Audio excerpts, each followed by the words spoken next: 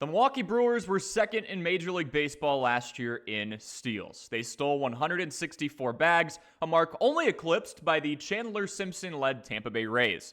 This year, it'll be the Brewers who are on top. I'm confident in it, and there's a few signs pointing to why that will be. Let's talk those through today. I just said it a bit before, but it is the volume game, right? Yes, 164 stolen bases is a lot, but it's because Milwaukee is attempting to steal at a clip higher than all but one team, the Rays again.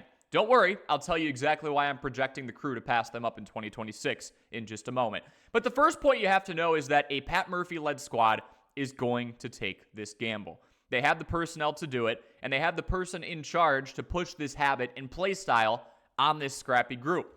So why does this team steal so much? And how do we know it's going to continue into this upcoming season? Put simply, the Brewers do not have a ton of sluggers. Christian Yelich and Jackson Chourio led this squad with 29 and 21 homers, the only two hitters to have at least 20 long balls this season. And no one with a qualified stat line had an OPS over 800. That is not a knock on this team. It is simply the reality of what they did last year. So how do you make up for hitting singles when other teams hit doubles and for hitting doubles when other teams hit home runs?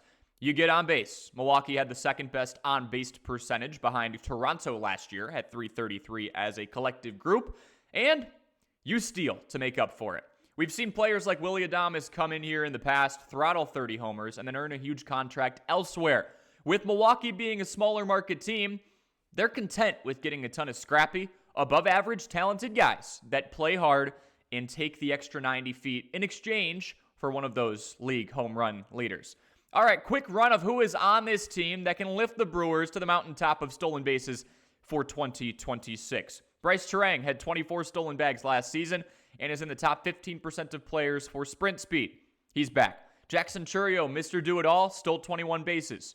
He's back. Sal Frelick, fresh off of a career-best 19 swiped bags, despite the fact he put on a decent amount of muscle that resulted in a career high in home runs as well, he's back.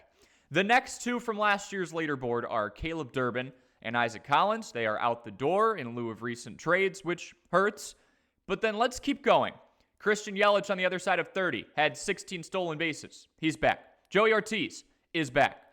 And now, look, that's who came back. Here's a little deep dive on a couple of guys the Brewers brought in and will bring in to their clubhouse. Jett Williams, part of the trade return package for All-Star Freddie Peralta, has the potential to be wicked fast. Milwaukee's now number 3 rated prospect. Williams has a 60 grade run tool and stole 34 bags across 130 games last season. Now those numbers came after Williams played a couple of levels of minor league baseball. He is yet to make his big league debut.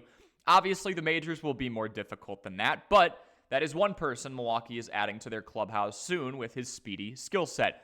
Then there's David Hamilton, part of the 6-player trade headlined by Caleb Durbin and Kyle Harrison that just happened earlier this week.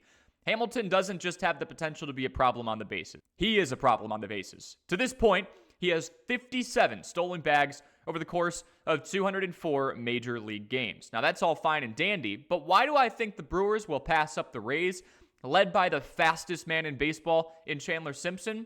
One word: depth. Milwaukee had 6 players steal over 10 bags last year, while Tampa had just 4, and there was a stark leader in Simpson, and then a pretty stark drop-off.